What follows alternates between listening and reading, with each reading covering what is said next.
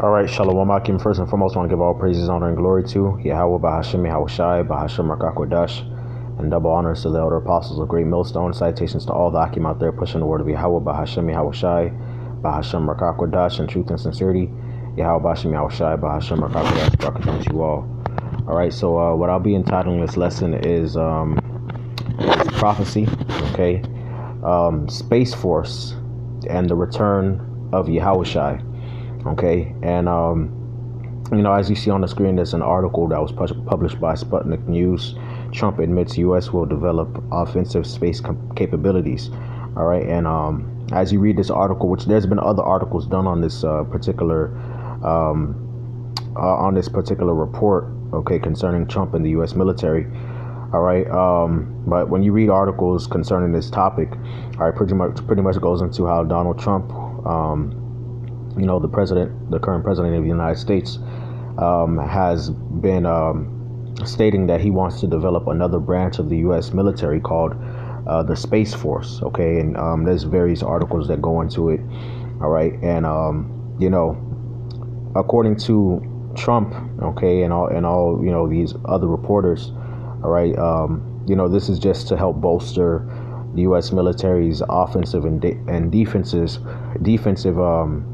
capabilities against its rivals, okay, Russia and China, and so to speak. Okay, but we understand that according to prophecy, all right, that upon Yahawashi's return, okay, that these nations, all right, specifically the nations of the Edomites, okay, as is mentioned in the book of Revelation, the dragon, all right, will fight against the Lord, okay, when he comes back in the chariots. Okay, all right, so when we see things like that, we immediately refer to or subscribe to what the Bible says, okay, the prophecies of the scriptures, okay, and we measure everything according to the scriptures. All right, so when we see things like this, we know that it's ultimately a fulfillment of prophecy. Okay, and interestingly enough, at the top of the screen here, you see 144 GMT. Okay, so that's spiritual, but anyway, I'm just going to read this article. It's a pretty short article from what I can tell, and hop right into the scriptures. Okay, all right, so it says Trump admits the U.S. will develop offensive space capabilities. Okay, all right, it says Washington, December 13th, Sputnik, the newly established Space Force Command would be an important component of the U.S. or the United States offensive in addition to defensive capabilities, and the U.S. President Donald Trump said on Friday. All right, which for the past few years, I believe, probably going back to 2017, 2018. All right, the United States President Donald Trump, okay, had been talking about developing a space force. Okay, which when you go into other articles, it pretty much goes into how the U.S. government has a new budget. Okay, that's going to help fund or be funneled towards this space force. I believe the budget will be somewhere around $738 billion. Okay, so they're really about it. They're really about getting this done. And again, this is all according to prophecy. This is all according to the tune of biblical prophecy, because we know that when Yahawashi comes back in the chariots, okay, from the third heaven, he's going to come. All right, and in the heavens, okay, all right, in the upper atmosphere, okay, so-called outer space. Okay, these Edomites are going to attempt to fight against the Lord. Okay, they're going to be afraid, but the Lord's going to put the spirit upon them to fight against Yahawashi. Okay, and they're going to be destroyed. Okay, now reading further, okay, it says the Space Force will be a very important component of our defense and, frankly, our offense. It will be very important for our country, Trump said at the start of a meeting with Paraguay President Mario Abdo Benitez at the White House. In August, Trump announced the creation of a new branch of the U.S. military, Space Force, and said that space would be the next theater of military operations. All right. Okay. So, yeah, man, we're in the time of prophecy, man, and things are moving. So all praises to Yahawashi, man. It's like every day, multiple times a day. It's always an article, always a headline. Okay, or always something that's going on that you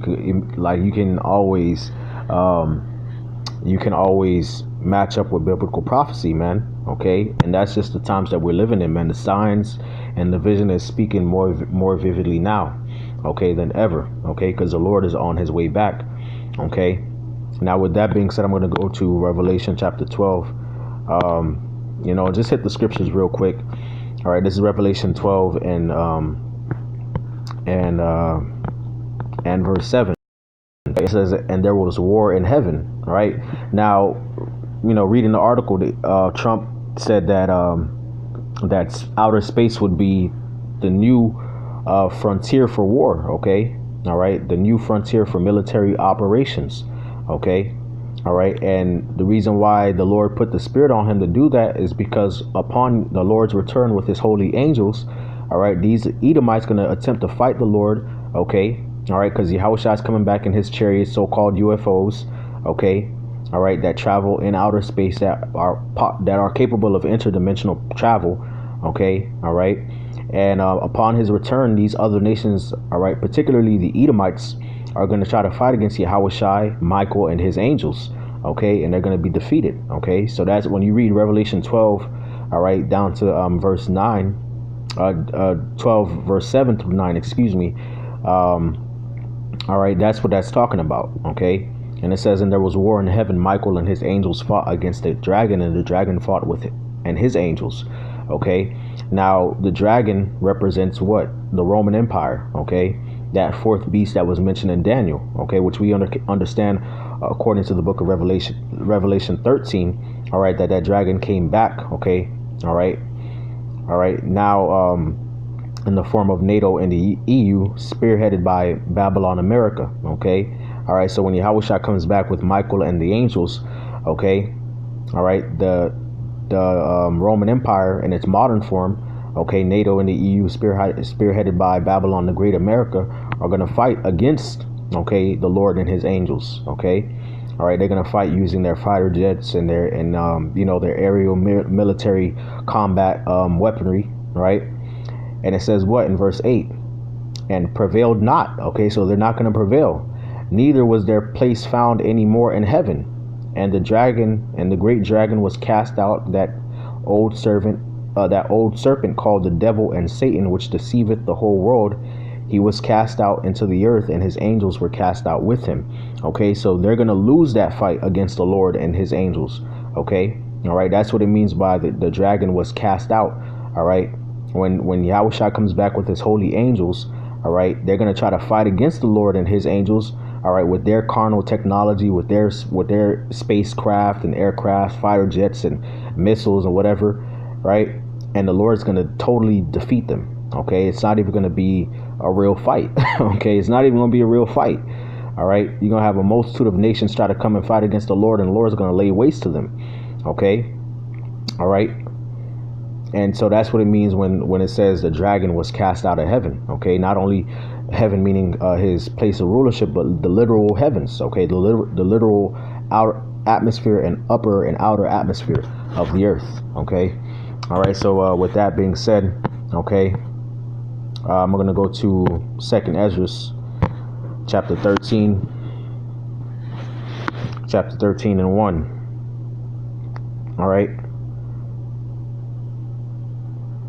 Revelation chapter 13 and 1, it says, and it came to pass after 7 days I dreamed a dream by night, and lo, there arose a wind from the sea, that it moved all the waves thereof. And I beheld, and lo, that man waxed strong with the thousands of heaven, and when he turned his countenance to look, all the things trembled that were seen under him. Okay, and that man that waxed strong with the thousands of heaven is talking about Yahawashi coming back with his great holy host of angels. Okay, all right. And verse 4. Well, actually, I read verse 3 again. It says, and I beheld, and lo, that man waxed strong with the thousands of heaven, and when he turned his countenance to look, all the things trembled that were seen under him.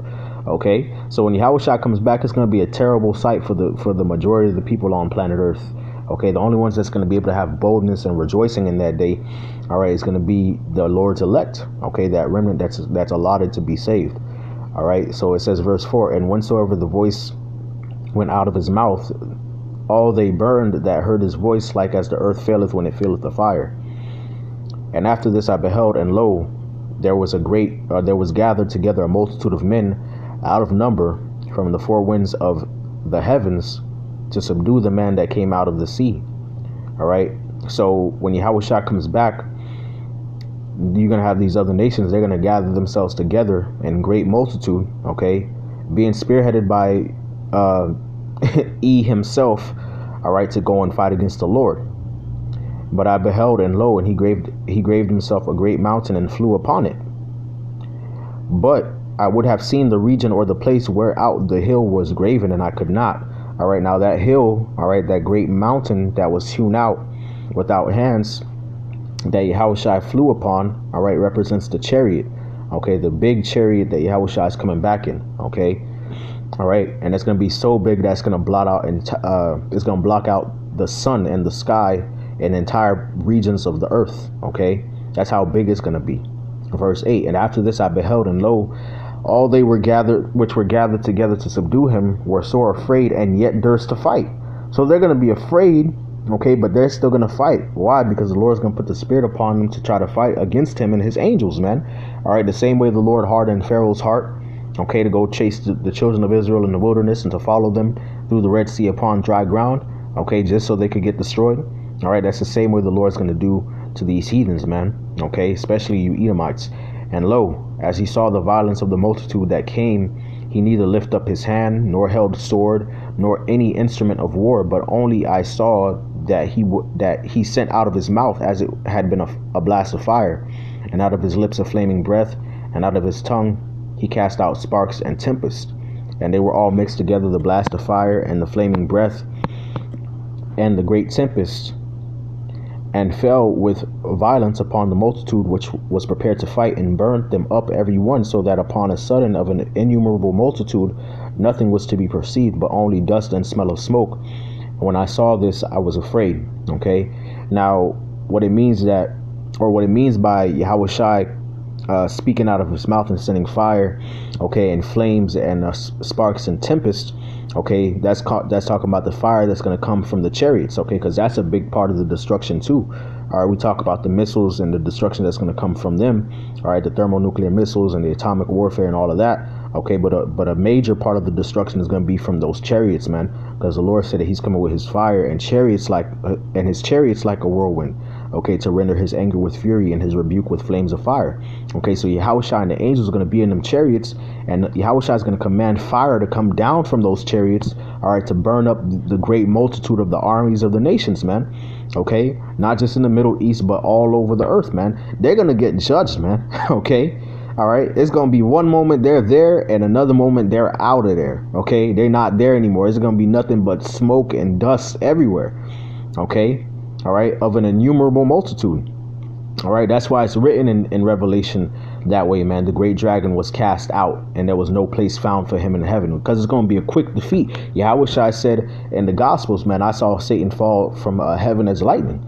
Okay, all right, lightning, you see it come one moment, boom, and next moment it's gone. And really, when you see the lightning, you're really seeing the, if I'm correct, you know, according to what they say out there in the world, you're really seeing the backward stroke of the lightning bolt. Okay, the lightning done already hit where it hit. Okay, already hit its target. What you're seeing is the backstroke. You're not even seeing the front stroke or the initial stroke of the lightning. You're seeing the backstroke of it. Okay, so that's how fast the Lord is gonna come and knock these Edomites out of power, man. Okay, all right, he's gonna blindside them. Okay, all right. Now let's go to Revelation again, Revelation 17,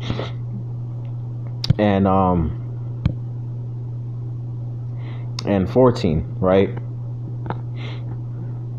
Revelation 17 and 14, it says, these shall make war with the Lamb. Okay, and now the these that's talking about is talking about the 10 horns, okay, that were upon the beast with 7 heads. Okay, and that the 10 horns being the EU nations. Okay, all right, and it says they shall give their power and their strength unto the beast. Okay, all right, which is the rest of the NATO nations. All right, and it says what? These shall make war with the Lamb. So these NATO nations, okay, America and these other NATO nations and their military, they're going to try to fight against the Lamb. They're going to try to fight against Yahawashi with their militaries, man. Okay, all right, that's that beast, man, that red dragon. Okay, that dragon that's going to fight with Michael and his angels and Yahawashi, man. Okay, try to fight against him. Okay, All right. And they're going to lose. All right. It says, these shall make war with the Lamb, and the Lamb shall overcome them. For he is Lord of lords and King of kings, and they that are with him are called, chosen, and faithful. Okay, so not only is it going to be Yahawashi, but it's going to be Yahawashi and his angels and the elect men, because the scriptures say, I have made thee a battle axe and weapons of war. With thee shall I break in pieces the nations. Okay, talking about Jacob. Okay, all right, and I believe in the book of Jude, it goes into it, how the Lord shall come with thousands of his saints. Who are the saints? The saints are the Israelites, man. You go to Daniel chapter 7, okay? The saints shall take the kingdom and possess the kingdom forever and ever. Okay, so when Yahawashi comes back with the chariots and his angels and the elect, man, these other heathen nations, specifically these Edomites, gonna try to fight against the Lord and his angels, man, and his saints, and they're gonna be overcome. All right, because he's the Lord of lords and King of kings. Okay, he's the great God. All right, he's the true God of war, man. He's the one who rules heaven and earth. Okay. All right. And that's a lesson that Pharaoh had to find out, man.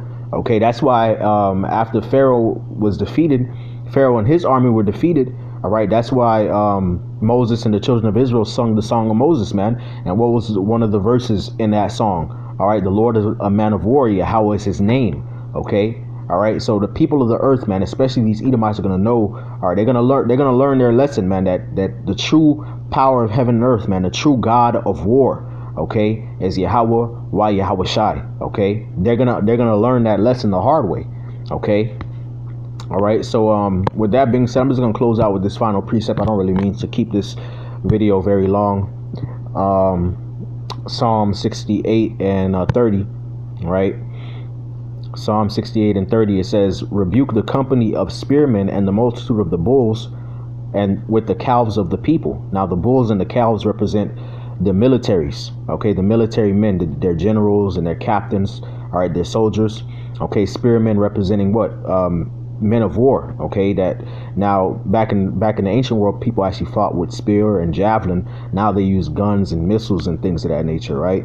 Okay, tanks, okay, right. So the Lord said, rebuke the company of them, till everyone submit himself with pieces of silver. Scatter thou the people that delight in war. Okay.